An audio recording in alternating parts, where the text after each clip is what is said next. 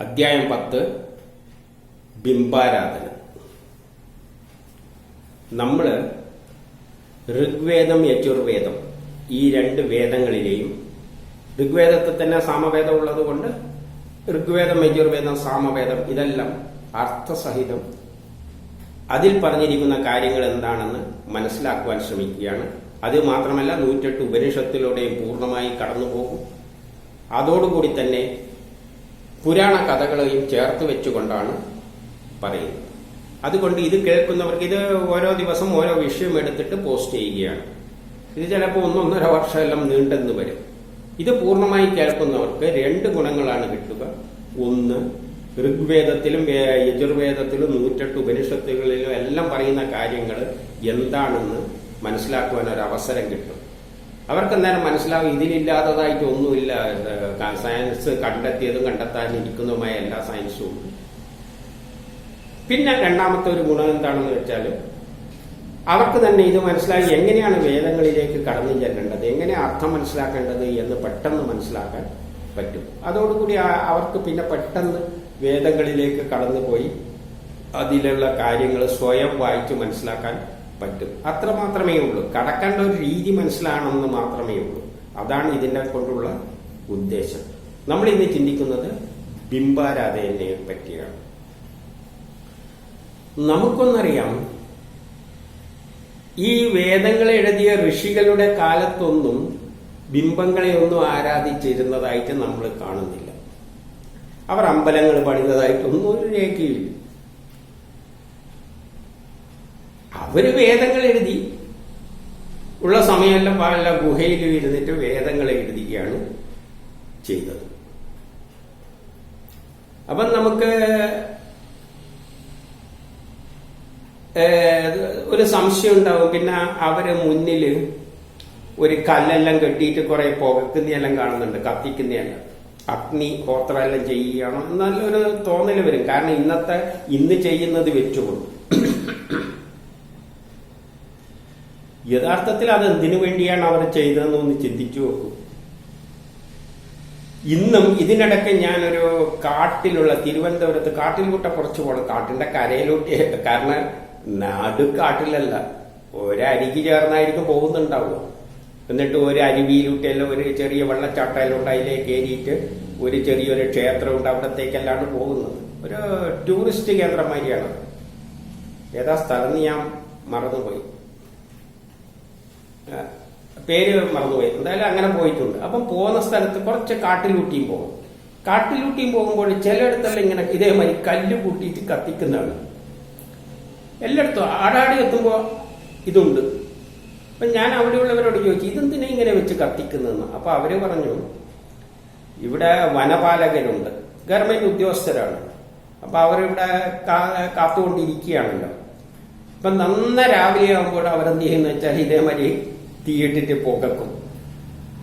ഇതിനു വേണ്ടിയിട്ടെന്ന് പറഞ്ഞാൽ ഇത് കാടാണ്, വന്യജീവികളെല്ലാം ഇങ്ങോട്ട് വന്നു കഴിഞ്ഞാൽ പിന്നെ ഇവർക്ക് നിൽക്കാൻ പറ്റൂല. അതുകൊണ്ട് പുക കണ്ടു കഴിഞ്ഞാൽ ഇതെല്ലാം പോയിക്കോളും. ഇപ്പം സന്ധ്യ വരെ ഇവർ ഉറങ്ങാൻ കിടക്കുന്നത് വരെ എന്ത് ചെയ്യും, വൈകുന്നേരം ആകുമ്പോൾ ഇവർ ഉറങ്ങാൻ, കാട്ടിൽ പിന്നെ വേറെ എന്ത് ചെയ്യാനാണ്. വൈകുന്നേരം കഴിയുമ്പോൾ സന്ധ്യ ഇരുട്ടാകുമ്പോൾ അവർ എന്ത് ചെയ്യും, ഇതെല്ലാം അണച്ചു കളയും. പുക വരാത്ത തരത്തില് അണച്ചു കളയും. കാരണം എന്തുകൊണ്ടെന്ന് വെച്ചാല് വന്യജീവികൾക്ക് വന്ന് പോകേണ്ട സ്ഥലമാണത്.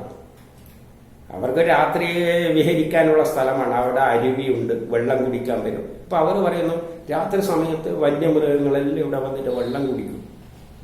ആന, ചിലപ്പോൾ കടുവയെല്ലാം കാണാമെന്നെല്ലാം പറയുന്നു, നമുക്കറിയില്ല. അപ്പോൾ അവർ പുകയ്ക്കുന്നുണ്ട്. അപ്പം പുകച്ചിട്ടില്ലെങ്കിലും പകലും ഇത് കയറി വരും. ഈ തീനെ പേടിച്ചിട്ടാണ് അവര് മാറി നിൽക്കുന്നത്. അപ്പൊ നമ്മളെ ഋഷികളും താമസിച്ചിരുന്ന എങ്ങനെയാണെന്ന് വെച്ച് കഴിഞ്ഞാല്, അന്ന് വീടൊന്നും നമുക്കറിയാലോ, ഗുഹാമനുഷ്യർ എന്നല്ലേ എല്ലാവരും പരിഹസിക്കുന്നത്. അതെ, അവർ ഗുഹയിൽ തന്നെയാണ് താമസിച്ചിരുന്നത്. ഗുഹയിൽ താമസിക്കുമ്പോൾ ഒന്ന് നമ്മൾ പ്രത്യേകം ശ്രദ്ധിക്കണം, ആ കാലഘട്ടത്തില് വന്യജീവികളിൽ, കാരണം കെട്ടിടമൊന്നും ഇല്ലല്ലോ, ആകെ ഗുഹയിലത് സുരക്ഷിതത്വമുള്ള വല്ല മനംപാമ്പ് ഉണ്ടെങ്കിൽ കയറി പിടിച്ചു കളയും. പിന്നെ വന്യജീവികളെല്ലാം ഉണ്ടെങ്കിൽ ഇവരിൽ നിന്നുള്ള പ്രൊട്ടക്ഷന് വേണ്ടിയിട്ടാണ് ഈ പുകക്കുന്നത്. പുകച്ചാൽ മാത്രം മതിയോ? ഏത് ഗുഹയിലാ കൊണ്ട് താമസിക്കേണ്ടത്?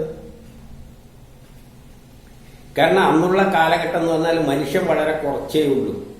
ആകെ ജോലി എന്ന് പറഞ്ഞു കഴിഞ്ഞാൽ അന്യദേശങ്ങൾ കൊള്ളയടിക്കുക, ദൂരെയുള്ളവരെ പോയി കൊള്ളയടിക്കുക, അവിടെയൊക്കെ എന്തെങ്കിലും ഉണ്ടെങ്കിലല്ലാതെ മോഷ്ടിച്ചു കൊണ്ടുവരിക, എന്നിട്ട് അത് ഭക്ഷിക്കുക.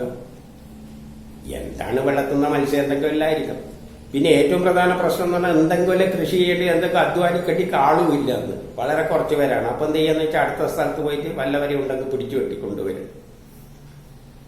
പിടിച്ചു കൊണ്ടുവന്നിട്ട് അതിൽ വയസ്സന്മാരാണെങ്കിൽ അങ്ങ് തട്ടും, കുട്ടികളെ അങ്ങ് തട്ടിക്കളി. ഇതെല്ലാം നമ്മൾ മറ്റുള്ള മതഗ്രന്ഥങ്ങളിലെല്ലാം കേൾക്കുന്ന കാര്യങ്ങളാണ്. പിന്നെ കുറച്ച് ആരോഗ്യമുള്ളവനെ കൊണ്ട് അടിമ പോലെ ജോലി ചെയ്യിപ്പിക്കും. പിന്നെ ജനമില്ലാതുകൊണ്ട് കുട്ടികൾ വേണം. അപ്പൊ അവരുടെ സ്ത്രീകളെയെല്ലാം എന്തിനു വേണ്ടിയിട്ട്, കുട്ടികളെ വർദ്ധിപ്പിക്കാൻ വേണ്ടിയിട്ട്. ഇതാണ് അന്നത്തെ കാലഘട്ടം. അപ്പൊ ഈ ഋഷികൾ എന്നെല്ലാം പറയുന്നത് ഇവർക്ക് വലിയ അധ്വാനിക്കേണ്ടവരല്ല, ഇവരിങ്ങനെ എഴുതിക്കൊണ്ടിരിക്കുന്നവരാണ്, ബുദ്ധിയുള്ളവരാണ്, ബ്രാഹ്മണരാണ്. ബ്രാഹ്മണരെന്ന് പറയുമ്പോൾ ബുദ്ധിയുള്ളവരെന്ന അർത്ഥത്തിൽ എടുക്കണം, അല്ല ജന്മം കർമ്മം കൊണ്ടൊന്നുമല്ല. അതെല്ലാം കഴിഞ്ഞാലും പറഞ്ഞു ചിന്തകരാണ്. അപ്പൊ എഴുതി വെക്കുന്ന ഈ അറിവുള്ള ജ്ഞാനല്ലേ എഴുതലാണ് ഇവർ പരിപാടി. അപ്പൊ ഇവരുടെ സംരക്ഷണം എല്ലാം ക്ഷത്രിയർക്കായിരിക്കും, നല്ല യോദ്ധാക്കൾക്കായിരിക്കും. ഈ യോദ്ധാക്കൾക്ക് പൊതുവെ അവരാണ് രാജ്യത്തെ നയിക്കുക. പക്ഷെ അവർക്ക് ഈ ബുദ്ധിമാന്മാരെ എപ്പോഴും കാണുമ്പോൾ ഒരു അലർജിയാണ്. കാരണം എന്തെങ്കിലും കുറ്റമുണ്ടെങ്കിൽ ഇവൻ ബുദ്ധി ഉപയോഗിച്ച് മനസ്സിലാക്കിയിട്ട് പ്രതികരിക്കും. അത് പിന്നെ ജനങ്ങളിൽ പ്രശ്നം ഉണ്ടാകും. അപ്പം ബുദ്ധിമാന്മാരെ അന്നത്തെ കാലത്ത് എല്ലാ കാലത്തും ഇവർക്കൊരു തലവേദന തന്നെയാണ് ഭരണത്തിലിരിക്കുന്ന ക്ഷത്രിയർ എന്ന് അന്നത്തെ കാലം പറയും. ഇന്നും അത് തന്നെ പറയും. അപ്പൊ അവർ ഇവരെ നോട്ടപ്പുള്ളികളായിട്ടാണ് നോക്കുക. പിന്നെ ഇവന്മാർക്കാണെങ്കിൽ വേറെ ജോലിയൊന്നും ചെയ്യാനില്ല. എന്ത് ബുദ്ധി ഉണ്ടായിട്ട് അന്നത്തെ കാലം എന്ത് ചെയ്യാനാണ്? ഒരു ഉപയോഗമില്ല. അന്ന് എന്ന് പറഞ്ഞാൽ വല്ല മീനും പിടിച്ച് ഇതെല്ലാം ചെയ്തിട്ട് ജീവിക്കാനുള്ള ബുദ്ധി ഉപയോഗിച്ചിട്ട് അവിടെ എന്ത് ചെയ്യാൻ പറ്റും? ഒന്നും ചെയ്യാൻ പറ്റില്ല. അപ്പൊ ഇവരെല്ലാം ഒരു വേസ്റ്റാണ് ഇവരുടെ ദൃഷ്ടിയിൽ. ഇവരായിരിക്കുമല്ലോ അവിടുത്തെ ഗോത്ര തലവനോ അല്ലെ രാജാവ്, പിൽക്കാലത്തെ രാജാവല്ലോ ആവുക. അവരെന്താ ചെയ്യാന്ന് വെച്ചാൽ ബുദ്ധിമാനെ കാണുമ്പോ തിന്ന് കുടിച്ച് കുറയണം എന്തെല്ലോ കുറിച്ചുകൊണ്ടാണ് ഇരിക്കുന്നുണ്ട്. വേറെ രാഷ്ട്രത്തിന്, നമ്മളെ നാടിന് ഒരു ഗുണമില്ലാത്തവരെന്ന് പറഞ്ഞ് ഇവന്മാരെ അപഹസിക്കും. കാരണം ഉള്ളിലുള്ള പേടി എന്ന് വെച്ചാൽ ഇവൻ കുറച്ച് ബുദ്ധിയുണ്ടല്ലോ, ബുദ്ധി വെച്ചിട്ട് വല്ലത് ഇവരുടെ കുറ്റം പറയാൻ. കാരണം അധികാര സ്ഥാനത്തെത്തുമ്പോൾ അഹങ്കാരത്തിനും പിന്നെ കാട്ടിക്കൂട്ടുന്നത് എന്തല്ലോ സ്വന്തം ഞാൻ തന്നെ എന്നുള്ള നിലയിൽ കാട്ടിക്കൂട്ടും. അപ്പൊ ഇവരായിരിക്കും പ്രതികരിക്കുക. അപ്പൊ അങ്ങനെയുള്ള പ്രതികരിക്കുകയും ചിലപ്പോൾ കൊന്നുകളയും ചെയ്യും പ്രതികരിക്കുന്നവരാണെങ്കിൽ. അതുകൊണ്ടാണ് പരശുരാമ അത്തരം കാലഘട്ടങ്ങളെയാണ് പരശുരാമ കഥയിലൂടെ പറഞ്ഞു വെച്ചത്. എന്താണ്? ക്ഷത്രിയരിൽ ഇത്തരം അധർമ്മികളായ ക്ഷത്രിയരിലും ബ്രാഹ്മണരെല്ലാം ഉപദ്രവിക്കുന്നത്. അതായത് ബുദ്ധിമാന്മാർക്കൊന്നും അന്നത്തെ സ്ഥാനമില്ല. അവർക്ക് വേണ്ടത് നല്ല അധ്വാനിക്കാൻ കഴിയുന്ന കുറെ അടിമകളെയാണ് വേണ്ടത്. അവരെ കൊണ്ട് മാടുപോലെ പണിയെടുപ്പിക്കും ഈ ഭരണകർത്താക്കൾ. ക്ഷത്രിയര്, ധീരരായവരല്ലേ അന്നത്തെ നേതൃത്വം ഏറ്റെടുത്തേ പറ്റൂ. കാരണം നമുക്ക് ഒരു കൂട്ടമായി നിൽക്കുകയാണ്. മറ്റുള്ള ആൾക്കാരും ഇതേമാതിരി വന്ന് നമ്മളെ പിടിച്ചുകൊണ്ട് പോയിട്ട് അടിമയാക്കി കളയും. അതുകൊണ്ട് സംരക്ഷിക്കേണ്ടെങ്കിൽ ധീരന്മാരെ പിടിച്ച് മുന്നിൽ തലപ്പത്താ നീ തന്നെ നമ്മളെ രാജാവ് അല്ലേ ഗോത്രത്തലവൻ എന്നെല്ലാം പറഞ്ഞ് ഇരുത്തേണ്ടി വരും. അങ്ങനെ ഇരിക്കുമ്പോൾ ഇവരാടി ഇരിക്കുമ്പോൾ പിന്നെ ഇവന്മാർക്ക് തോന്നുന്നതല്ലേ ഇവർ ചെയ്യും, അധർമ്മവും എല്ലാം ചെയ്യും. മറ്റുള്ള കാലത്ത് പോയി അത് വലിയ കുഴപ്പമില്ല. സ്വന്തം ആൾക്കാർക്കോട് അവനെന്തെങ്കിലും തോന്നിക്കഴിഞ്ഞാൽ അവൻ ചെയ്യും. അവനെ ചോദ്യം ചെയ്യുന്ന അതെല്ലാണല്ലോ ബ്രാഹ്മണ ബുദ്ധിയുള്ളവര്, അവരെ ഇട്ട് കുഴപ്പം ചെയ്യും. അപ്പൊ ഇങ്ങനെ ബ്രാഹ്മണർ ക്ഷത്രിയര് തമ്മിലുള്ള ഏറ്റുമുട്ടലിൽ ലോകത്ത് ബ്രാഹ്മണനെ ഉപദ്രവിക്കുന്ന ഒരു പരിപാടി ആ കാലഘട്ടത്തിൽ ഉണ്ടാകും. ഇന്നല്ലേ നിയമമുള്ളത്, ആർക്കും ഒരുമാതിരി പ്രൊട്ടക്ഷൻ എല്ലാം ഉണ്ടല്ലോ. പക്ഷെ അന്നതല്ല. അന്ന് തന്നെ തട്ടിക്കളയും, ഉപദ്രവിക്കും, എന്തെല്ലാം ഉപദ്രവിക്കും, ഇതെല്ലാം ചെയ്യും. അങ്ങനെ ഇരിക്കുമ്പോഴാണ് പരശുരാമൻ എന്നൊരു ആ കാലഘട്ടത്തിൽ കാലം എന്ത് ചെയ്തിട്ടുണ്ട്, അങ്ങനെ ഏതെങ്കിലും എല്ലാം ശല്യമായി തീരുമ്പോൾ എല്ലാവരും കൂടിയിട്ട് അവനെ തല്ലിക്കൊല്ലും. കാരണം ജനത്തിന് മുഴുവൻ ശത്രുതയ തലവേനയായി തീരുമ്പോൾ പിന്നെ അവനെ കൊന്നിട്ട് വേർത്തണം തിളപ്പത്തേൽപ്പ്. അപ്പൊ രാജഭരണത്തിൽ അല്ലെ ഗോത്ര കാലഘട്ടത്തിൽ ഈ സ്വന്തം ആൾക്കാരെ തന്നെ അകത്തുനിന്നുള്ളവര് ഇവൻ ശത്രുവായി തീരുമ്പോൾ കൊന്നിട്ടുണ്ട്. അതുകൊണ്ടാണ് ഗോത്ര കാലഘട്ടത്തിൽ പരസ്പരം വെട്ടും കൊല്ലും എല്ലാം അതാണ്. അപ്പൊ ഒരുത്തൻ അധർമ്മിയായി കഴിഞ്ഞാൽ പിന്നെ അവന്റെ പിന്നിൽ അവൻ തോന്നുന്നവര് ചെയ്യും. പിന്നെ ജനം സഹിക്കാതെ ചിലപ്പോൾ അവനെ വെട്ടിക്കൊന്നു പിന്നെ രാജാവും പിന്നെ അവൻ കയറിയിട്ട് കുറെ കാലം കഴിയുമ്പോൾ അവൻ മോശം. ഇങ്ങനെയെല്ലാം ഉണ്ട്. അതാണ് പരശുരാമ കഥയിൽ പറഞ്ഞത്. എത്രയോ ലോകം മുഴുവൻ നടന്നിട്ട്, കാലം ലോകം മുഴുവൻ നടന്നിട്ട് എത്രയോ ഇത്തരം അധർമ്മികളായ ക്ഷത്രിയരെ കൊന്നിട്ട് എന്ത് ചെയ്തിട്ടുണ്ട്, കിണറ് രക്തം കൊണ്ട് നിറച്ചിട്ടുണ്ട് എന്നാ പറയുന്നത്. അന്നത്തെ കാലഘട്ടത്തിൽ ഇതാണ് സംഭവം. അത് മറ്റുള്ള മതങ്ങളിലും കാണാൻ ഗോത്ര കാലഘട്ടത്തിൽ എന്തെല്ലാം ചെയ്യുന്ന അടുത്ത നാട്ടിൽ പോയപ്പോൾ സ്വന്തം നാട്ടിൽ ആൾക്കാർക്കെതിരായിട്ട് തലവേദനയായി മാറും. അടുത്ത നാട്ടിൽ പോയി പിടിച്ചുകൊണ്ടേരും, അവരെ പിടിച്ചുകൊണ്ടേരും, ചിലവരെ അടിവേലാക്കും, ബാക്കി എല്ലാത്തിനും വേണ്ട അതിനെ കൊല്ലും, പെണ്ണുങ്ങളെല്ലാം എടുത്തുകൊണ്ട് ഇങ്ങനെയെല്ലാം നമ്മൾ എല്ലാ മതങ്ങളിലും കാണാം. അത് ആ കാലഘട്ടത്തിന്റെ പ്രത്യേകതമാണ്. ആ കാലഘട്ടത്തെ തട്ടിമാറ്റിക്കൊണ്ട് തന്നെയാണ് കാലം, അതായത് പരശുരാമൻ ലോകത്തെ മുന്നോട്ടേക്ക് നയിക്കുന്നത്, ആ ഗോത്ര കാലഘട്ടം. അപ്പൊ അങ്ങനെയുള്ള കാലത്ത് ഈ ഋഷികൾ ഇതും വെച്ചിട്ട് ഇവിടെ എഴുതിക്കൊണ്ടിരിക്കുമ്പോ എന്താ സംഭവിക്കുമെന്ന് ചിന്തിച്ചാൽ മതി. ക്ഷത്രിയര്, കാരണം ഇവരെ ബുദ്ധിയുണ്ട്, രാജാവിന്റെ ഗുണങ്ങളെല്ലാം ഇവർ എഴുതി വെച്ചിട്ടുണ്ട്. അത് പിന്നെ നമുക്ക് കാണാം, രാജാവ് എങ്ങനെയെല്ലാം ഭരിക്കണം എന്നെല്ലാം പറഞ്ഞുകൊണ്ട്. ഇതെല്ലാം അപ്പൊ അവർ എഴുതി വെച്ചിട്ടുമുണ്ട്, രാജാവ് എങ്ങനെയെല്ലാം നാട്ടിന് ജനത്തിന് വേണ്ടിയാണ് ഭരിക്കേണ്ടത്, അല്ലാതെ മറ്റേ ആയിപ്പോറ് അല്ലെങ്കിൽ ജനം എടുത്ത് ദൂരെ കളയുന്നെല്ലാം എഴുതി വെച്ചിട്ടുണ്ട്. ഇതെല്ലാം എന്തുകൊണ്ടാണ് എഴുതി വെച്ചതെന്ന് ചിന്തിച്ചാൽ മതി. അപ്പൊ അങ്ങനെയുള്ളവർ അന്നത്തെ ഭരണത്തെ ജനങ്ങൾക്ക് എതിരായിട്ട് ചിലതെല്ലാം പ്രഖ്യാപിച്ച പ്രസ്താവനകൾ അടിച്ചു കഴിഞ്ഞാൽ ഇയാൾ ചെയ്യുന്നത് ശരിയല്ല എന്ന് പറഞ്ഞു കഴിഞ്ഞാൽ കീഴിലുള്ളവരായിട്ട് പിന്നാലെ കൂടി കഴിഞ്ഞാൽ പ്രശ്നവും. അതുകൊണ്ട് ഈ ഋഷികളെല്ലാം കുറെ പേടിച്ചിട്ട് തന്നെയാണ് കഴിഞ്ഞുകൂടിയിരുന്നത്. അതുകൊണ്ട് എന്ത് ചെയ്യുന്ന വെച്ചാൽ ഏതെങ്കിലും ഗുഹയിൽ പോയി കുളിക്കും, എന്നിട്ട് അവിടെ ഇരുന്നിട്ടാണ് ഇത് കുത്തിക്കുറിക്കുന്നത്.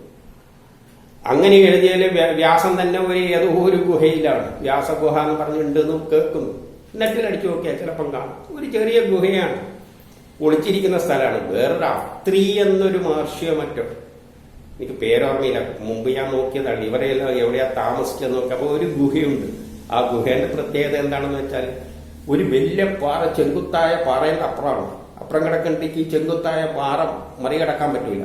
പക്ഷെ അതിന്റെ ഇടയ്ക്ക് ഒരു ചെറിയ ഗ്രൂവ് ഉണ്ട്, ഒരു കട്ട് മാതിരി. ഇപ്പൊ ഒരു റൊട്ടി എടുത്തിട്ട് അതിന്റെ മൂലക്ക് ഇങ്ങനെ കത്തി കൊണ്ട് കട്ട് ചെയ്ത ഒരു ചെറിയ ഗ്യാപ്പ് ഉണ്ടാവുമല്ലോ, അതുമാതിരി ആ കുത്തനെയായ പാറക്ക് ഒരു ചെറിയ ഗ്യാപ്പ് ഉണ്ട്. ആ ഗ്യാപ്പിലൂടെ ശരീരം നിരങ്ങി പോണം. നേരെ ഇപ്പുറത്തെ ചെങ്കുത്താണ്, കാണാൻ നല്ല രസമാണ് യൂട്യൂബിൽ. അതിലങ്ങ് നെരുങ്ങി കയറി പോകുകയെന്ന് വെച്ചാൽ ഭയങ്കര പാടാണ്. അതിലൂടെ കയറിയിട്ട് അപ്പുറം കിടന്നിട്ട് അവിടെയുള്ള ഒരു ഗുഹയിലാണ് ഈ ഋഷി താമസിച്ചിരുന്നതെന്ന് പറയുന്നത്. അത്രയാണോ അതെനിക്ക് ഓർമ്മയില്ല, ഏതോ ഒരു ഋഷിയാണ്. നെറ്റിലെല്ലാം അടിച്ചു നോക്കിയാൽ ഋഷികളുടെ ഗുഹകൾ എന്നെല്ലാം പറഞ്ഞാൽ കിട്ടും. യഥാർത്ഥത്തിൽ ഞാൻ ഉദ്ദേശിച്ചത്, അപ്പൊ എന്തുകൊണ്ടാണ് പേടിച്ചിട്ട് അതിൻ്റെ അകത്ത് ഗുഹയെ പോയി ഇരുന്നിട്ട് വേണം എഴുതാനും. അത് മാത്രം പോരാ, വന്യജീവികളിൽ നിന്നെല്ലാം പുകയ്ക്കുകയും വേണം. ഇങ്ങനെയെല്ലാം ചെയ്തിരുന്നത്, അല്ലാതെ അവർക്ക് വിഗ്രഹാരാധനയില്ല. പക്ഷെ ഇതെല്ലാം ഞാൻ ഈ പറയുമ്പോൾ ഇതിന്റെ എല്ലാം ഒരു പ്രാധാന്യം മനസ്സിലാകണ്ടെങ്കിൽ ഇതെല്ലാം ഇവിടെ പടത്തില് ബാക്കില് സ്ലൈഡായിട്ട് കാണിച്ചിരുന്നുവെങ്കിൽ യഥാർത്ഥത്തിൽ ഞാൻ ഉദ്ദേശിച്ചിരുന്നത് അങ്ങനെ തന്നെയായിരുന്നു. യൂട്യൂബ് അത്തരത്തില് ഒരു യൂട്യൂബ് ഒരു അതൊന്നും ഒറ്റക്കൊന്നും ചെയ്യാൻ പറ്റുന്നവരല്ല. ഒരു യൂട്യൂബ് ഒരു കൂട്ടായ്മയായിട്ടെല്ലാം ഇടണമെന്നാണ് ഞാൻ ഉദ്ദേശിച്ചിരുന്നത്. പക്ഷെ അതൊന്നും നടക്കുന്ന കാര്യമൊന്നുമില്ല. നമ്മളിപ്പം പറയും ഗവൺമെന്റ്, കേന്ദ്ര ഗവൺമെന്റും സംസ്ഥാന ഗവൺമെന്റും എത്ര കോടികളാണ് വേദങ്ങളെ മറ്റേ പഴയതിനെല്ലാം ഉദ്ധരിക്കാന്നെല്ലാം പറഞ്ഞു കഴിഞ്ഞാൽ ഇതെല്ലാം പറച്ചലേ ഉള്ളൂ. എന്താ ചെയ്യാന്ന് വെച്ചാൽ പണ്ട് പറഞ്ഞ തന്നെ കുറെ ചിലപ്പോൾ കുറെ മീറ്റിങ്ങുകൾ കൂടുതൽ സംഘടിപ്പിക്കുക, അതിന്റെ സെമിനാർ സംഘടിപ്പിക്കുക, ഇതെല്ലാം ഉണ്ടാവുക. യഥാർത്ഥത്തിൽ വേണ്ടിയിരുന്നത് എന്തായിരുന്നു? വേദങ്ങളെ പഠിപ്പിക്കാനുള്ള ഇതേമാതിരി അർത്ഥസഹിതം വേദങ്ങളെ പഠിപ്പിക്കുക, അല്ലെങ്കിൽ ഒരു ട്രസ്റ്റ് ഉണ്ടാവുക. അങ്ങനെ പണമെല്ലാം കിട്ടുമെങ്കിൽ എത്ര എളുപ്പമാണ് നടക്കാൻ. കാരണം വളരെ എളുപ്പം. ആരെങ്കിലും ഇറങ്ങി തിരിച്ചു കഴിഞ്ഞാൽ എന്ത് പറ്റും? ഒരു 5 ആളെ ആവശ്യമുള്ളൂ ഇതെല്ലാം ഭംഗിയായിട്ട് അപ്ലോഡ് ചെയ്യാം. 5 ആളുള്ള ഒരു ട്രസ്റ്റ് ഉണ്ടാക്കുക. അതിന്റെ തലവ അങ്ങേര് തന്നെ ആയിക്കോട്ടെ, പൈസ എല്ലാം കോടികൾ കിട്ടുന്നുണ്ടെങ്കിൽ വാങ്ങിക്കോട്ടെ, ആരെങ്കിലും താല്പര്യമുണ്ടെങ്കിൽ ഇറങ്ങുക. എന്നിട്ട് ഒരു യൂട്യൂബിലോട്ട് 5 പേര് മതി. 5 പേര് വേണമെന്നാണ് എന്താ ഞാനിവിടെ പറയാൻ കാരണം എന്ന് വെച്ച് കഴിഞ്ഞാല് ഇത് അവതരിപ്പിക്കണ്ടെങ്കില് മിനിമം ഒരു 5 ആള് മതി. ചിലപ്പോ അവർക്കെല്ലാം എന്നെ കൂട്ടാതെയാണ്. കാരണം കോടികൾ അങ്ങനെ ചെലവഴിച്ചുകൊണ്ടിരിക്കുകയാണല്ലോ എല്ലാ ഗവൺമെന്റുകളും, ഇവിടുത്തെ ഗവൺമെന്റും അടുത്ത ഗവൺമെന്റും. അല്ലപ്പോൾ ഒരു ട്രസ്റ്റ് എല്ലാം രൂപീകരിച്ചു കഴിഞ്ഞാല് ഈ വേദവരികൾ പറയുമ്പോൾ എന്ത് വേണം? ആ വേദവരികൾ നല്ല ഭംഗിയായിട്ട് ഒരു പെൺകുട്ടിയെ എല്ലാം വെച്ച് വിളക്കെല്ലാം കത്തിച്ച് വെച്ച് നല്ല അങ്ങ് ചൊല്ലിയാണെങ്കിൽ നല്ല ഭംഗിയിൽ ഈ പ്രോഗ്രാം അവതരിപ്പിക്കും. ഇതിപ്പോ സൂക്തം 8 2 മറ്റേതെന്നെല്ലാം പറഞ്ഞിട്ടാ പോകുന്നത്. അതൊരു ശരിയായ പരിപാടിയാണെന്ന് എനിക്ക് തോന്നുന്നില്ല. അതുകൊണ്ട് തന്നെയാണ് ഞാൻ അടച്ചടച്ച് നിന്നത്. ഇറങ്ങിയായിട്ട് കാര്യമൊന്നുമില്ല. പിന്നെ നിവൃത്തിയില്ലാതെ കൊണ്ട് ഒന്ന് പറയുകയാണ് ഇങ്ങനെ. രണ്ടാമത് വേണ്ട എന്താണ്? ഒരു വേദ പണ്ഡിതൻ വേണം. എന്തിന്? ഈ വരികൾ അർത്ഥം വ്യാഖ്യാനിക്കും. ഞാൻ വ്യാഖ്യാനിച്ചാൽ ഫലം ഞാൻ അനുഭവിച്ചതാണ്. ഒരു ദിവസം ശങ്കരാരായണ സാറിന്റെ ഒരു ഇതുണ്ട്, ക്ലബ് ഹൗസ്. അവിടെയൊക്കെ ഇരിച്ച് ഞാൻ കുറച്ച് സയൻസിലുണ്ട് എന്ന് പറഞ്ഞ് ഒരു വരി അങ്ങ് ചൊല്ലാൻ തുടങ്ങിയപ്പോൾ ഈ ആത്മീയവാദികൾ തന്നെ, അതിനെ യുക്തിവാദികളും കൂടാതെ പിന്നെ അവർ പിന്നെ കൂടുതൽ ആത്മീയവാദികളൊന്നും നിങ്ങൾ ഈ പറയുന്ന വരിയുടെ അർത്ഥം അങ്ങനെയൊന്നുമല്ല എന്നും പറഞ്ഞങ്ങ് തുടങ്ങി. ആ വരികൾ അങ്ങനെയൊന്നല്ല വ്യാഖ്യാനിക്കേണ്ടത്, അതല്ല തെറ്റാണത്, ഈ വ്യാഖ്യാനം തെറ്റാണ്. അപ്പോൾ കണ്ണുപൂട്ടി അങ്ങ് നിഷേധിക്കുകയാണ്. ഞാൻ പറഞ്ഞു ഇത് വലിയ പണ്ഡിതന്മാരെഴുതിയ ബുക്കിലെ വരികളാണ്, അതൊന്നുമല്ല, അതൊന്നും അവർ അംഗീകരിക്കാൻ ചെയ്തു. പിന്നെ ഞാനൊരു പരിപാടി ചെയ്തു. ഞാൻ പറയാ ഒരു വ്യക്തിന്, ഒരു അനൂപ് എന്നൊരു വ്യക്തിയുണ്ട്. ഞാൻ പറയും സൂക്തം ഇന്നത് ഇന്ന 8-10 അങ്ങനെ എന്തെങ്കിലും പറയും. അനൂപ് ഒന്ന് നോക്കുന്ന് പറയാം. അപ്പൊ അനൂപ് നെറ്റിൽ കയറി തപ്പും. നെറ്റിൽ കയറി തപ്പിയിട്ട് വായിക്കുമ്പോഴും വരുന്ന വരികൾ ഇത് തന്നെയാണ്. അപ്പൊ ഇത് ഞാൻ പറയുമ്പോൾ പറയും ഞാനാ വ്യാഖ്യാനിച്ചെന്ന്. നെറ്റിൽ നോക്കി പറയുമ്പോൾ അന്നേരം പിന്നെ അതിനങ്ങനെ എതിർക്കാൻ നിന്നില്ല. കാരണം ഞാനല്ലല്ലോ പറയുന്നത് വേറെ ആളല്ലേ. പക്ഷെ ആ ഒരു പ്രോഗ്രാമിന്റെ കുഴപ്പമെന്ന് വെച്ചാൽ അദ്ദേഹത്തിന് ഇത് തപ്പണ്ടിക്ക് എത്ര സമയം വേണം, അതൊന്നും പറ്റില്ല എന്ന് കണ്ടുകൊണ്ടാണ് പിന്നെ ഞാൻ തന്നെ കയറി പറഞ്ഞിട്ട് ഇങ്ങനെ ഈ പഴയ സിസ്റ്റത്തിൽ. അത് ശരിയല്ല. അതിനു പകരം എന്ത് ചെയ്യണം, ഒരാൾ ഒരു സൂക്തം വായിക്കുമ്പോൾ ഒരു വേദ പണ്ഡിതനുണ്ടെങ്കിൽ ആ പണ്ഡിതൻ അതിന്റെ വിവർത്തനം ചെയ്ത് കഴിഞ്ഞാൽ പിന്നെ അതിനൊന്നും ആർക്കും നിഷേധിക്കാനൊന്നും പറ്റില്ല. ഈ എതിർപ്പുകൾ എത്രയെല്ലാം വരുന്നതെന്നൊന്ന് പറയാൻ വേണ്ടിയിട്ട് മാത്രമാണ് ഇത് സൂചിപ്പിച്ചത്. അപ്പം വേദ പണ്ഡിതന്മാര് അങ്ങനെ അതിന്റെ വരികളെ വ്യാഖ്യാനം. എനിക്ക് വേറെ ജോലിയൊന്നുമില്ല. ഒന്ന് ഇപ്പൊ വേദത്തിൽ ആറ്റമുണ്ടോന്ന് ചോദിച്ചാൽ ഇത് ഈ സൂക്തം ഒന്ന് എടുത്തു നോക്കുമെന്ന് പറഞ്ഞു കഴിഞ്ഞാൽ അവരുടെ സൂക്തം ചൊല്ലിയിട്ട് വ്യാഖ്യാനിച്ചോളൂ. പിന്നെ എനിക്ക് അതിൻ്റെ അതൊന്നുമില്ല. വല്ല എതിർപ്പും പറയുന്നുണ്ടെങ്കിൽ എഴുതിയവരോടെ പറയും, എന്നോട് പറയില്ല. ഇതിന്റെ പ്രശ്നങ്ങളാണ് ഞാൻ പറയുന്നത്. അത് കഴിഞ്ഞിട്ട് ഞാനിപ്പം പറഞ്ഞല്ലോ ഏതോ ഒരു മഹർഷിന്റെ ഗുഹയിൽ ഇങ്ങനെയുണ്ട് എന്ന്. ആ സമയത്ത് ബാക്കിൽ ഇതെല്ലാം കാണിക്കുകയാണെങ്കിൽ അതിന്റെ സീരിയസ്നെസ് നമ്മൾ മനസ്സിലാക്കുകയുള്ളൂ. എത്ര ഭംഗിയായിട്ട് അവതരിപ്പിക്കാൻ പറ്റും. ഇതിനെന്താ ചെലവ്? വളരെ ചെലവുകൾ. കുറച്ച് പേര് ഇപ്പോൾ അത് അവതരിപ്പിക്കാൻ അത്ര നോളജ് ഉള്ള ഒരു വ്യക്തി ഉണ്ടെങ്കിൽ മൂന്നാമത്തെ ആളാണ്. പിന്നെ ഒരു ചോദ്യോത്തരം ചോദിക്കുന്ന മാതിരി ഒരാൾ ഇരുന്നിട്ട് ഒരു 4-5 പേരുണ്ടെങ്കിൽ ഒരു ക്യാമറമാൻ വേണം, ക്യാമറ അഡ്ജസ്റ്റ് ചെയ്യണം, പിന്നെ എഡിറ്റ് ചെയ്യണം. ഇനിയെല്ലാം ഒരു സംവിധാനം ഉണ്ടെങ്കിൽ ഒരു ട്രസ്റ്റായിട്ട് ആരും പൈസ ഇഷ്ടംമാതിരി വരികയല്ലേ, കോടികളല്ലേ. നമ്മളെ ജ്ഞാനം വെളിയിലേക്ക് വരാൻ വേണ്ടിയിട്ട്, പഴയ കാലത്തെ ജ്ഞാനം വെളിയിലേക്ക് വരാൻ വേണ്ടി കോടികൾ ഗവൺമെന്റ് ചെലവിടുകയാണ്, സംസ്ഥാന ഗവൺമെന്റും കേന്ദ്ര ഗവൺമെന്റും. അപ്പം പിന്നെ ഏതെങ്കിലും ഒരു ട്രസ്റ്റ് ഉണ്ടാക്കി വേദങ്ങളുടെ അർത്ഥവിധേയമായി അപ്ലോഡ് ചെയ്യുന്ന നേരത്തിൽ ഇത്രയും ഭംഗിയിൽ അവതരിപ്പിക്കാൻ എന്താ പ്രയാസം? അതുകൊണ്ട് ആരെങ്കിലും താല്പര്യമുണ്ടെങ്കിൽ ആ കോടിയെല്ലാം അവർ എടുത്തിട്ട് സംഘടിപ്പിച്ചോട്ടെ. എനിക്ക് ഈ കോടിയൊന്നും വേണ്ട, ഞാൻ ഈ പറയാൻ വേണ്ടി വന്നിരുന്നോളാം. അതാണ്. അപ്പൊ ഇതെല്ലാം ഇങ്ങനെ അവതരിപ്പിക്കേണ്ടി. പിന്നെ ഇത് ഇത്രയും ഇപ്പം പറഞ്ഞെന്തിനാണെന്ന് വെച്ച് കഴിഞ്ഞാൽ വേറൊരു വശമുണ്ട്. ഈ പ്രോഗ്രാം എത്ര കാലം ഇങ്ങനെ കൊണ്ടുപോകാന്ന് എനിക്ക് തന്നെ കുറച്ച് സംശയമുണ്ട്. കാരണം എന്തുകൊണ്ടെന്ന് വെച്ചാൽ ഇപ്പം നമ്മൾ നാട്ടുകാര്യങ്ങളും മറ്റേ ജനറൽ ആയിട്ടുള്ള സ്ത്രീകളെ കാര്യങ്ങള് ഇതെല്ലാം ഇങ്ങനെ വായിക്കൊണ്ട് പറഞ്ഞു പോകാം. പക്ഷെ സയൻസിലേക്ക് എത്തുമ്പോൾ ഈ പരിപാടിയൊന്നും നടക്കില്ല. കാരണം കഴിഞ്ഞ പ്രാവശ്യം ഞാൻ പൈയുടെ ഒരു വില പറഞ്ഞിരുന്നു. 3.14 കഴിഞ്ഞിട്ട് 10, 28, 29 അക്കങ്ങൾ ഇങ്ങനെ നിരത്തിയിട്ടുള്ള 32, 45 ഇങ്ങനെ പറഞ്ഞു പോയാണ്. പറയുന്നവർക്ക് ആ സീരിയസ്നെസ്, പറയുന്ന വ്യക്തത വരും. കേൾക്കുന്നവർക്ക് അതൊരു സംഖ്യയാണ്. നേരെ മറിച്ച് അത് ഇവിടെ എഴുതി കാണിച്ചിരുന്നെങ്കിൽ പൈയുടെ വില എഴുതാ 3.14 ഇങ്ങനെ 28 ഇട്ടിരുന്നെങ്കിൽ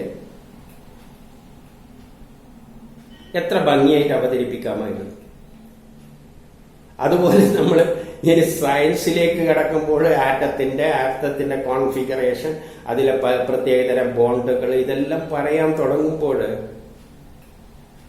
എങ്ങനെ ഇത് പറയാൻ പോകുന്നു? നടക്കുന്ന കാര്യമാണ്. നടക്കുന്ന കാര്യമല്ല. ഞാനീ പറഞ്ഞുകൊണ്ടുവരുന്നത് നമ്മളെ ജനറലായിട്ടുള്ള വിഷയങ്ങളാണ് ഞാനീ പറഞ്ഞുകൊണ്ട് പോകുന്നത്. അത് കുറച്ച് ദിവസങ്ങൾ കഴിയുമ്പോൾ, ചിലപ്പോൾ 1-1.5 മാസങ്ങൾ കഴിയുമ്പോൾ ഈ വിഷയമെല്ലാം അങ്ങ് തീരും. പിന്നെ ഇതൊന്നും പറയാൻ പോകുന്നില്ല. ജാതിയും മതമൊന്നും പറയലല്ല എന്റെ ജോലി. വേദത്തിലെ ജാതി മതം ഇതെല്ലാം ഇപ്പം പറഞ്ഞുകൊണ്ടിരിക്കുന്നത്. അതിങ്ങനെ വായിക്കൊണ്ട് പറഞ്ഞാൽ മതി. പിന്നെ കിടക്കേണ്ട സയൻസിലേക്കാണ്. സയൻസിലേക്ക് ഇതെല്ലാം ഇങ്ങനെയാണ് ഞാൻ എഴുതി കാണിക്കാൻ പോകുന്നു. അത് കാണിക്കുമ്പോൾ അതിന് പിന്നിൽ സാധാരണക്കാരന് അതറിയാതെ വിഷയമാണെങ്കിൽ പിന്നിൽ അതെല്ലാം ഇങ്ങനെ കാണിക്കാൻ പറ്റുമെങ്കിൽ, കാരണം ഒരു സയൻസ് വിഷയം എടുക്കേണ്ടെങ്കിൽ പൊതുവെ ഒരു ബോർഡെങ്കിലും വേണം. ഇന്നത്തെ കാലം ബോർഡൊന്നും ആവശ്യമില്ല. അതിനുള്ള വേറെ സംവിധാനങ്ങളുണ്ട്. അതെല്ലാം വേണം ഭംഗിയായിട്ട്. അപ്പൊ അങ്ങനത്തെ അവസരത്തിൽ മുന്നോട്ടേക്ക് പോകണ്ടെങ്കിൽ കോടികൾ ഗവൺമെന്റ് ചെലവിടിയല്ലേ, സംസ്ഥാന ഗവൺമെന്റും കേന്ദ്ര ഗവൺമെന്റും, ഏത് പഴയതിന്റെ എല്ലാം പിന്നിലുള്ള തത്വങ്ങളുണ്ട്. പിന്നെ അത്ര എളുപ്പമാണ്.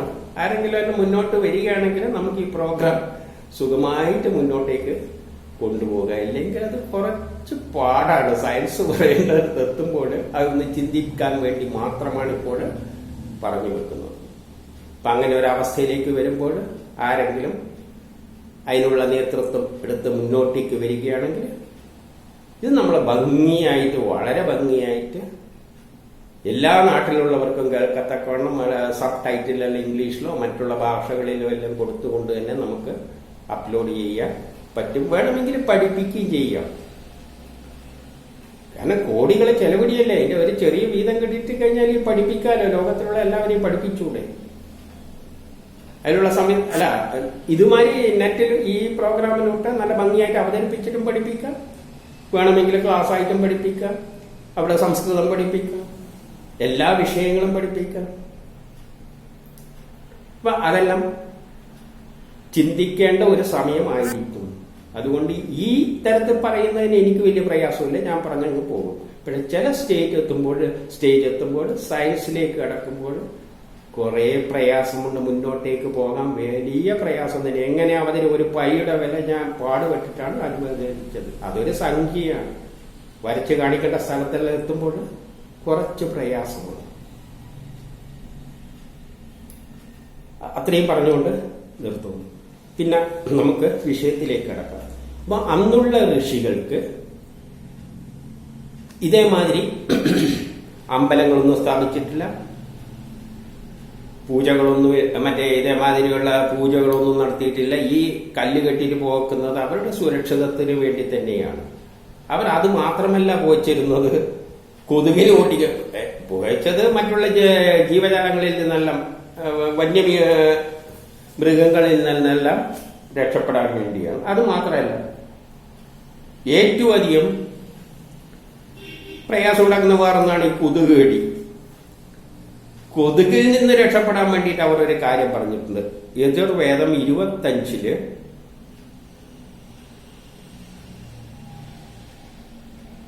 പ്രജാപതി പറയുന്ന ഒരു സൂക്തമുണ്ട്. മശക്കാൻ കേശായി എന്തോ അങ്ങനെ തുടങ്ങുന്ന ഒരു വരിയാണ്. എനിക്ക് ഓർമ്മയില്ല. യജുർവേദം 25 നോക്കിയാൽ കാണാം. പ്രജാപതിയാണ് ഋഷി. അതിന്റെ അർത്ഥം ഇത്രയാണ്: കൊതുകുകളെ ഓടിക്കാൻ പ്രത്യേകതര രോമം പുകക്കണമെന്ന് പറയുന്നു. അപ്പൊ അവര് കൊതുകുകളെ ഓടിക്കാൻ ചിലപ്പേറെ രോമം ഇതിൻ്റെ അകത്തിട്ട് പുകച്ചിട്ടുണ്ടോ എന്ന് ആലോചിക്കണം. കാരണം സന്ധ്യാസമയങ്ങളിലെല്ലാം ആ ഒരു വാക്കിന് വലിയ പ്രാധാന്യമുണ്ട്. നമ്മളിന്ന് കോടികളാണ് പൈസ ചെലവിടുന്നത് എന്തിനു വേണ്ടി? കൊതുക് തിരിയും, പിന്നെയുള്ള കൊതുകിന്റെ ലിക്വിഡെല്ലാം ഉണ്ടല്ലോ, ഇതെല്ലാം ശരീരത്തിന് ദോഷമാണെന്ന് അറിഞ്ഞുകൊണ്ട് തന്നെയാണ് നമ്മൾ കൊതുകിനെക്കാട്ടിയും കുറച്ച് ബെറ്റർ ആയിരിക്കും എന്നുള്ള നിലയിലാണ് നമ്മളിത് ഉപയോഗിക്കുന്നത്. പക്ഷെ ഇതിനു പകരം രോമം കത്തിച്ചിരുന്നുവെങ്കിൽ അതിന് ദോഷമൊന്നും ഉണ്ടാവില്ല. പക്ഷെ പ്രത്യേകതര രോമം ഏതാണെന്ന് മനസ്സിലാക്കിയിരുന്നുവെങ്കിൽ അതിന്റെ വാണിജ്യാടിസ്ഥാനത്തിലുള്ള ഒരു ഉപയോഗം ഒന്ന് ചിന്തിച്ചു നോക്കൂ. അതായത് പ്രകൃതിദത്തമായ വസ്തു രോമം, ഏത് രോമാണെന്ന് മാത്രം. കാരണം ഈ ഗ്രന്ഥകർത്താവ് ഈ ഭാഷാ പണ്ഡിതരീനെ വിവർത്തനം ചെയ്യുമ്പോൾ അവർക്ക് ഇങ്ങനെ ഒരു രോമം കത്തിച്ചാൽ മതി എന്ന് പറഞ്ഞ് എഴുതി വെച്ചിട്ടുണ്ടാവും. എന്താണെന്നൊന്നും അറിയില്ല. അത് യജുർവേദം 25 എന്താണെന്ന് നോക്കുക. ഒരു രോമം കത്തിച്ചു കഴിഞ്ഞാൽ കൊതുക് പോകുന്നാണ് പറഞ്ഞിരിക്കുന്നത്. ആ രോമം കണ്ടെത്തുകയാണെങ്കിൽ ഏത് തരം മനുഷ്യരുടെ രോമാണോ, ഇനി മനുഷ്യന്റെ തന്നെ ഏത് ഭാഗത്തുള്ള രോമാണോ എന്തും അറിയില്ല. പക്ഷെ അത് കണ്ടെത്തണ്ടെങ്കിൽ എല്ലാ തരം രോമങ്ങളെല്ലാം കത്തിച്ചു നോക്കിയിട്ട് അതിന്റെ അതിൽ ഇന്ന് ശാസ്ത്രലോകത്തിന് കണ്ടെത്താൻ വലിയ പാടൊന്നുള്ള കാര്യമാണ്. പണ്ട് നേരത്തെ ഞാൻ ആയുർവേദത്തിൽ മറ്റേ വൈറസുകൾക്കെതിരായിട്ട് ഏതോ ഒരു ചെടിയുടെ പേര് പറഞ്ഞില്ല, നിഷ്കൃതി, അത് ചിലവരെല്ലാം അന്വേഷിക്കുന്നു എന്നെല്ലാം കഴിഞ്ഞാൽ പറഞ്ഞതുമാതിരി തോന്നുന്നു. അതുമാതിരി ഇതേമാതിരി ഈ രോമത്തെപ്പറ്റി ഒന്ന് ചിന്തിച്ചു നോക്കിക്കഴിഞ്ഞാൽ വാണിജ്യാടിസ്ഥാനത്തിൽ നമുക്ക് കേരളത്തിൽ തന്നെ വലിയൊരു ഫാക്ടറി തുടങ്ങാം. മറ്റുള്ള ഇത് പറയുന്നതിന് വേറെ പ്രശ്നമൊന്നും ഉണ്ടാവില്ല. മറ്റേ ആരോഗ്യത്തിന് ഹാനികരമില്ലാത്ത സാധനമായിരിക്കും. അതുകൊണ്ടാണ് ഇപ്പോൾ ഇത് പറയാം. പൊക്കുന്ന കാര്യം പറഞ്ഞുകൊണ്ട് അക്കൂട്ടത്തിൽ ഈ രോമത്തിന്റെ കാര്യവും പറഞ്ഞതാണ്. ഇനി അപ്പോൾ ഇതാണ് കാര്യം. അവർ അതുകൊണ്ടാണ് ഈ പോച്ച, അല്ലാതെ അതൊന്നും ഇതേമാതിരിയുള്ള അഗ്നിഹോത്രങ്ങളൊന്നും ആയിരുന്നില്ല. അന്നുള്ളവർക്ക് അമ്പലങ്ങളുള്ളതായിട്ടുള്ള ഒരു രേഖയുമില്ല. അവരേതോ ഗുഹയിലാണ് പോയി താമസിച്ചിരുന്നത്. അവിടെ ഇങ്ങനെ പോവച്ചിട്ടുണ്ടോ? എന്നിട്ട് അവർ എഴുതി വെച്ച പുസ്തകങ്ങളിൽ തന്നെ എന്താണ് പറയുന്നത്? നമുക്ക് വേറൊരു വേദത്തിലെ ഒരു വരിയാണ് ഓർമ്മ വരുന്നത്. പക്ഷെ അതിന്റെ സൂക്തമൊന്നും ഇപ്പൊ ഓർമ്മയില്ല. പക്ഷെ കുറെ കാലം കഴിയുമ്പോൾ ഇത് വഴിക്ക് പറയുമ്പോൾ അത് അവിടെ എത്തുകയും ചെയ്യും. അത് ചിലപ്പോൾ ആ സ്ഥലത്ത് പറയുകയും ചെയ്യും ആ സൂക്തം ഏതാണെന്ന്. അവിടെ പറയുന്നത് എന്താണെന്ന് വെച്ചാൽ, ഇന്ദ്രനെയല്ലാതെ വേറെ ആരെയും ആരാധിക്കരുത്, ദണ്ഡനത്തിന് ഇടയാകുന്നു. അപ്പൊ അവർ ആകെ പറഞ്ഞിരിക്കുന്ന വേദത്തിൽ ഈ ഒരു വാക്കാണ്, ഇന്ദ്രനെ അല്ലാതെ വേറെ ആരെയും ആരാധിക്കരുത്, ദണ്ഡനത്തിന് ഇടയാകും. ആരാധന എന്ന് പറയുമ്പോൾ നമ്മൾ ഈ പൂജിക്കൽ എന്നുള്ള അർത്ഥത്തിലൊന്നും പോകണ്ട. നിന്നോടാണ് എനിക്ക് ആരാധന എന്നെല്ലാം പറഞ്ഞ പണ്ടൊരു പാട്ടുണ്ടായിരുന്നു. നമ്മളിപ്പം ഫേസ്ബുക്കിലെല്ലാം ആരെങ്കിലും എന്തെങ്കിലും പറയുമ്പോൾ നമുക്ക് ഇഷ്ടപ്പെട്ടില്ലേ തെറി പറയും, കമന്റ്സ്. നമ്മളല്ല, അങ്ങനെയാണ് നമ്മളെന്ന് പറയുമ്പോൾ ഈ പൊതുവെ സമൂഹത്തിൽ ചിലവർക്ക് തോന്നും അത് വലിയ അട്രാക്ഷൻ ആകുമ്പോൾ അവനൊരു 3 കൂപ്പ്, 1 2 അങ്ങനെ കൂട്ടി 3 5 എല്ലാം എത്തും. അതെല്ലാം ഒരു തരം ആരാധനയുടെ ഒരു പ്രത്യേകതയായിട്ടാണ് എനിക്ക് തോന്നുന്നത്. കാരണം വേദത്തിലെ ഏറ്റവും വലിയ ദേവത ഇന്ദ്രനാണ്. പക്ഷെ ഇന്ദ്രൻ എന്തല്ല, ഈശ്വരനല്ല. അപ്പൊ ഈശ്വരനെ ആരാധിക്കാനൊന്നും വേദത്തിൽ പറഞ്ഞിട്ടില്ല. കാരണം ഈശ്വരൻ എന്താണെന്ന് പറഞ്ഞു വെച്ചിട്ടുണ്ട്, ആ ബ്രഹ്മം നിർഗുണമാണ്, അതിന് സ്വഭാവവും ഇല്ല, അത് സാക്ഷി പോലെ അങ്ങനെ നോക്കിയിരിക്കുകയും ചെയ്യുക. അവിടെ അടി നടന്നാലും പിടി നടന്നാലും എന്ത് നടന്നു കഴിഞ്ഞാലും അതിങ്ങനെ സാക്ഷിമാരി നോക്കിക്കുകയും മാക്സിമം ചെയ്യുന്ന പറഞ്ഞിരിക്കുന്നത്. പ്രപഞ്ചം മുഴുവൻ നിറഞ്ഞിരിക്കുന്ന ആ ശക്തി നിർഗുണമാണ്, അതിന് ആരോടും പ്രത്യേക പക്ഷപാതവുമില്ല, ഉരിച്ചൂക്കുമില്ല, അതിങ്ങനെ നോക്കിയിരിക്കുന്നേ പറഞ്ഞിട്ട് വെച്ചുള്ളൂ. അതിനെ പിന്നെ ആരാധിച്ചിട്ട് അതിനെ പിന്നെ പൂജിച്ചിട്ട് വല്ല കാര്യമുണ്ട്? ആ ബ്രഹ്മത്തെ പൂജിച്ചിട്ട് ഒരു കാര്യമില്ല. ബ്രഹ്മത്തിന് അതുകൊണ്ട് തന്നെ എന്തില്ല, അമ്പലങ്ങളൊന്നും നമ്മൾ കാണുന്നത്. ബ്രഹ്മത്തിന്റെ അമ്പലങ്ങൾ എവിടെയുണ്ടോ? ഇവിടെ ഒന്ന് പ്രതീകാത്മകമായിട്ട് എവിടെയുണ്ട്, ഓച്ചിറയിൽ വെച്ചിട്ടുണ്ട്. അതിപ്പം പരമശിവനാക്കിട്ട് മാറ്റാൻ വേണ്ടി ശ്രമിക്കുന്നുണ്ടോ എന്ന് എനിക്കൊരു തോന്നൽ വന്നിട്ടുണ്ട്. അവിടെ ആൽത്തറയിൽ ഇങ്ങനെ ഫ്രീ ആയിട്ടൊരു സ്ഥലം ബ്രഹ്മത്തിന്, അതൊരു പ്രതീകാത്മക. ബ്രഹ്മം ഇങ്ങനെയാണ്, ഒന്നുമില്ല, അതിന് രൂപമില്ല, ഭാവമില്ല. അതൊരു ആരോ പിൽക്കാലത്ത് ചെയ്തു വെച്ചാണ്. യഥാർത്ഥത്തിൽ അമ്പലമൊന്നും ഇല്ല ബ്രഹ്മത്തിന് ബ്രഹ്മാവല്ല, ബ്രഹ്മാവിനും കുറവാണ്. ബ്രഹ്മത്തിന് ഈശ്വരൻ, അതാണ് ഈശ്വരൻ. അപ്പൊ അതിനെ ആരാധിക്കുന്ന പരിപാടിയൊന്നുമില്ല. പിന്നെ ഈ ഇന്ദ്രനെല്ലാം പിന്നെ ഇങ്ങോട്ട് വരുന്നതാണ്. വേദത്തിൽ തന്നെ ഇന്ദ്രനെ വേണമെങ്കിൽ മാക്സിമം ആരാധിക്കാൻ ഇന്ദ്രനെ എന്ന് പറഞ്ഞിട്ട്, ഈ ഇന്ദ്രൻ എവിടെയാണ് അമ്പലമുള്ളത്? വേദം പറയുന്ന ആരാധിച്ചോ, വേണമെങ്കിൽ ആരാധിച്ചോ എന്ന് പറയുന്ന ഇന്ദ്രന്, വല്ലവരെയും ആരാധിക്കുന്നില്ല, ഇന്ദ്രനെ അല്ലാതെ വേറെ ആരും ആരാധിച്ചുകൂടാന്നാണ് പറഞ്ഞിരിക്കുന്നത്. അഗ്നിയെ പോലും പാടില്ല എന്നാണ് അതിന്റെ അർത്ഥം. ആ ഇന്ദ്രനെ ആരാധിക്കുന്ന, വേദം പറയുന്ന ഇന്ദ്രനെ ആരാധിക്കുന്ന അമ്പലം എവിടെയുള്ളൂ ഒന്ന് ചിന്തിച്ചു നോക്കിയാൽ ഒരുത്തിയിലുമില്ല. ഉണ്ടാവായിരിക്കും, എവിടെയെങ്കിലും ഉണ്ടായിരിക്കും. അതായത് നമ്മളെ ചുറ്റുവട്ടത്തൊന്നുമില്ല. നമ്മളെ ചുറ്റുവട്ടത്തിൽ ആരാധിക്കുന്നത് മറ്റുള്ള ദേവതകളെയാണ്. മറ്റുള്ള ദേവതകളെ പറയുമ്പോൾ എന്താ പറഞ്ഞിരിക്കുന്നത്? വേദത്തിൽ തന്നെ അതും മറ്റേ ഇതും എല്ലാം സമാനമാണ്, അതെല്ലാം ഒന്നുമല്ല എന്നുള്ള, അങ്ങനെയൊന്നും യഥാർത്ഥത്തിൽ അങ്ങനെയൊന്നും ഇല്ല എന്ന് നമ്മൾ കഴിഞ്ഞതിൽ കണ്ടു, കഴിഞ്ഞ അപ്ലോഡില്. അപ്പൊ അതൊന്നും അങ്ങനെയൊന്നും ഇല്ല. അതെല്ലാം പിന്നെ കഥരൂപത്തിൽ പലതും പറഞ്ഞതാണ്. ആകെ വേദത്തിലുള്ളത് ഇന്ദ്രനാണ്. ഈ ഇന്ദ്രന്റെ സഹായികളായിട്ടാണ് മറ്റവരെ ചിത്രീകരിക്കുന്നത്. വിഷ്ണു അല്ല ഇന്ദ്രന്റെ ഫ്രണ്ടായിട്ടാണ് വേദത്തിൽ പറഞ്ഞിരിക്കുന്നത്. സഹായികൾ, ഫ്രണ്ട്, കൂട്ടുകാർ, അത്രയേ ഉള്ളൂ. അപ്പൊ അവിടെ ആരാധിക്കാൻ ഇന്ദ്രനെയെ പറഞ്ഞിട്ടുള്ളൂ. പക്ഷെ പിൽക്കാലത്ത് എന്തായി മാറി? കഥകളെല്ലാം വന്നപ്പോൾ ഇന്ദ്രൻ കുറെ കീഴോട്ടേക്ക് പോയി. ഇന്ദ്രൻ പിന്നെ ഒരു സുഖിച്ച് നടക്കുന്ന ഒരു പാർട്ടിയായിട്ട് ചിത്രീകരിച്ചു. പിന്നെ മറ്റുള്ള ദേവതകളെ ജോലി എന്താണെന്ന് വെച്ചാൽ സേവനം തന്നെയാണ്. കാരണം ഇന്ദ്രൻ എന്തൊക്കെ ഏതാകൂടത്തിൽ കൊണ്ട് ചാടും, അവസാനം ഇവരുടെ സഹായം അഭ്യർത്ഥിക്കും, ഇവർ പോയിട്ട് സഹായിച്ചു കൊടുക്കും. ഇതാണ് നമ്മൾ കാണുന്നത്. അപ്പൊ അവര് സേവകരാണ്. ഇപ്പൊ രാജാവുണ്ടെങ്കിൽ അതിന്റെ കൂടെ സേവിക്കാൻ നിൽക്കുന്നവരെ ഫ്രണ്ട്സ് എല്ലാം എന്തുണ്ടെങ്കിൽ സഹായിക്കും. പക്ഷെ രാജാവിന്റെ മേലെയാവില്ല. രാജാവ് ചിലപ്പോൾ അടുത്ത ദേശത്താരെങ്കിലും ഉണ്ടെങ്കിൽ അവരോട് പറയും ഒരു സഹായം വേണം, സഹായിക്കും. പക്ഷെ അവർ മുകളിലല്ല. ഇപ്പൊ ഇന്ദ്രൻ തന്നെ ആ നിലയിൽ ചിന്തിച്ചു കഴിഞ്ഞാൽ ഇന്ദ്രൻ തന്നെയാണ് മുകളിൽ. മറ്റുള്ളവരെ സേവനെല്ലാം ചോദിക്കുന്നുണ്ട്. അപ്പൊ പുരാണ കഥയിൽ എത്തുമ്പോഴും ഇന്ദ്രനെ അങ്ങനെ താഴെയൊന്നും ആക്കിയില്ല. പക്ഷെ പ്രത്യക്ഷത്തിൽ നമുക്ക് നോക്കുമ്പോൾ ഇന്ദ്രൻ അവരെല്ലാം കീഴെ പോയതായിട്ട് തോന്നും. അപ്പോൾ ഇന്ദ്രൻ എന്ന് പറയുന്നത് ഈശ്വരനല്ല. ഉപനിഷത്ത് തന്നെ പറയുന്നുണ്ട്, ഈശ്വരനെ മനസ്സിലാക്കാൻ വല്ലവർക്കും വല്ല അർഹതയുണ്ടെങ്കിൽ ആ ഇന്ദ്രന് മാത്രം, അഗ്നിക്ക് പോലും ഇല്ല എന്നാ പറഞ്ഞത്. വല്ലതും ഉണ്ടെങ്കിൽ അപ്പൊ കുറച്ചും കൂടിയും ഈശ്വരനെ മനസ്സിലാക്കാനുള്ള കഴിവാർക്കാണ്, ഇന്ദ്രനാണെന്നാ പറയുന്നത്. മനസ്സിലാക്കാനാണ്, അല്ലാതെ ഈശ്വരനല്ല. അപ്പൊ ഈശ്വരനെ പൂജിക്കുക, ഈശ്വരനെ അമ്പലം, ഇതിലൊന്നും അർത്ഥമില്ല. പിന്നെ പൂജിക്കുന്ന ഏതാണ്? ദേവതകളാണ്. വേദത്തിലെ ദേവതകൾ ഇഷ്ടംമാരിയുണ്ട്. അപ്പൊ ഈ ദേവത എന്താണെന്നും ഈശ്വരൻ എന്താണെന്നും തിരിച്ചറിയണം. ഈ ദേവതകളെ പൂജിക്കുന്നതന്നെ എപ്പോഴാണ്? പിന്നിലാണ്, പിൽക്കാലത്താണ്. അതപ്പം നമ്മൾ സ്മൃതികളിലാണ് കൂട്ടേണ്ടത്, ശ്രുതിയിൽ കൂട്ടരുത്.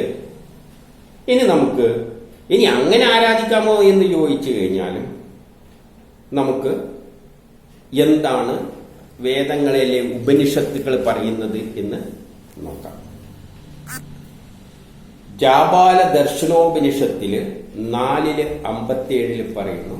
ജാപാല ദർശനോപനിഷത്തില് 4:57 ഈ ഈശ്വരൻ ഈ ശരീരത്തിൽ തന്നെ സ്ഥിതി ചെയ്യുന്നു. അതായത് പ്രപഞ്ചം ഏതിൽ നിന്നുണ്ടായോ? ഇന്നത്തെ ആധുനിക സയൻസോട് ചോദിച്ചാൽ പറഞ്ഞ് ഇലക്ട്രോണും പ്രോട്ടോണും ഒക്കെ ഉണ്ട് ഈ ശരീരത്തിലുണ്ട്. അതെവിടെയുണ്ടെന്ന് ചോദിച്ചാൽ ഇത് ആ കല്ലെടുത്ത് നോക്കി പൊടിച്ചു നോക്കിയാൽ അതിൻ്റെ അകത്ത് ഇലക്ട്രോൺ പ്രോട്ടോൺ കിട്ടും. ആ മലയെടുത്ത് പൊളിച്ചാലും കിട്ടുന്നത് ഇലക്ട്രോണും പ്രോട്ടോണും തന്നെ. പിന്നെ അതിന്റെ കൂട്ടത്തിൽ എനർജിയും കിട്ടും. പിന്നെ ചെറിയ വേറെ ചീട് കേസാണ്, പ്രധാനപ്പെട്ട ഇലക്ട്രോണും പ്രോട്ടോണും. അത് അവിടെ പോയി എടുത്ത് പൊടിക്കേണ്ട ആവശ്യമൊന്നുമില്ല. നമ്മളെ ശരീരം എടുത്ത് നല്ല കുത്തി പീഞ്ഞ് എടുത്തു കഴിഞ്ഞാൽ അവസാനം തന്മാത്രകൾ കിട്ടും. അതിനെല്ലാം പൊടിക്കാൻ പറ്റുമെങ്കിൽ കിട്ടുന്നത് ആറ്റങ്ങളും, പിന്നെ അതിനെയും പൊളിച്ചു കഴിഞ്ഞാൽ ഇലക്ട്രോണും പ്രോട്ടോണും എനർജിയും തന്നെ. അപ്പൊ നമ്മളെ പ്രപഞ്ചം ഉണ്ടാക്കിയ വസ്തു എവിടെയുണ്ട്? എല്ലാ ശരീരത്തിലും അതുണ്ട്.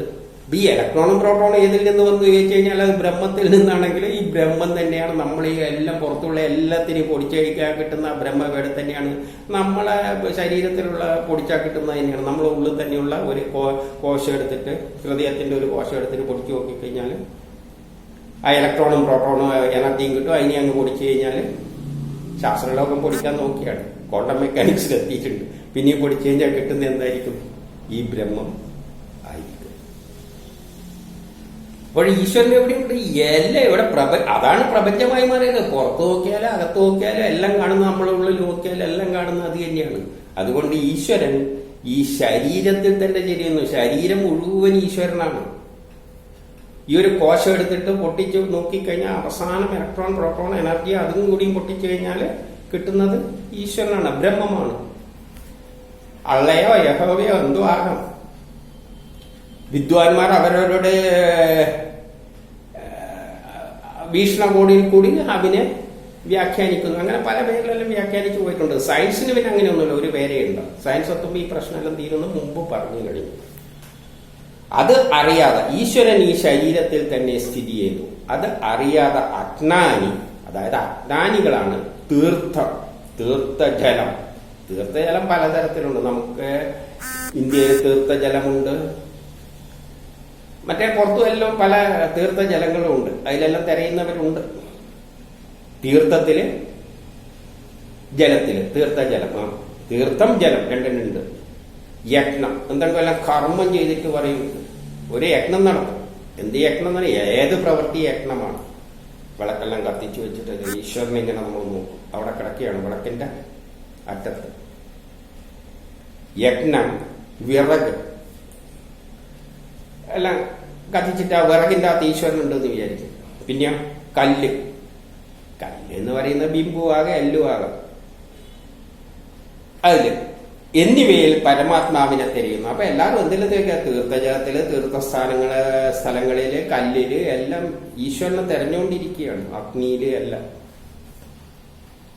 ആര്? അജ്ഞാഗിനികൾ. എന്നാൽ യോഗികൾ തന്റെ ഉള്ളിൽ തന്നെ പരമാത്മാവിനെ ദർശിക്കുന്നു. എന്നാൽ യോഗികൾ, അതായത് ഈ ഋഷികള്, അവര് തന്നെ പറയാം, നമ്മളെ ഉള്ളിൽ തന്നെയാണ് ഈശ്വരനെ നോക്കിയിട്ടില്ല, അതിന്റെ പുറത്ത് കയറിയിട്ട് പൂജിക്കേണ്ട ആവശ്യമൊന്നും നമുക്ക്. യോഗികൾ എന്ന് പറഞ്ഞാൽ ഈ ഋഷീശ്വരന്മാര് തന്നെയാണ് ഏറ്റവും വലിയ യോഗികൾ. ഇതെല്ലാം പറഞ്ഞ് ഏറ്റവും തലപ്പത്തിരിക്കുന്ന കക്ഷികളാണ് ഈ എഴുതിയിരിക്കുന്ന ഗ്രന്ഥം എഴുതിയിരിക്കുന്നവർ. അവരെന്ന് പറയുന്നത് നമ്മളെ ഉള്ളിൽ തന്നെയാണ് ഈശ്വരനെ നോക്കല്, അല്ല പുറത്ത് തടിയും നോക്കി നടക്കും. പിന്നെ അവരെന്തിനാ അമ്പലവും പൂജയും മറ്റേ വിഗ്രഹം ഉണ്ടാക്കിയിട്ട് പൂജിക്കാൻ നടക്കുന്നു? ചെയ്യുന്നില്ല. അവർ വെറുതെ തുറന്ന കാര്യം പറഞ്ഞിരിക്കുകയാണ്. യോഗികൾ തന്റെ ഉള്ളിൽ തന്നെ പരമാത്മാവിനെ ദർശിക്കുന്നു, പ്രതിമകളിൽ ദർശിക്കുന്നില്ല. പ്രതിമയൊന്നും ഉണ്ടാക്കിയിട്ടൊന്നും അവർ ദർശിക്കാൻ പോകുന്നില്ല. അപ്പൊ ഋഷികള് പ്രതിമകളെയൊന്നും ആരാധിച്ചിട്ടില്ല.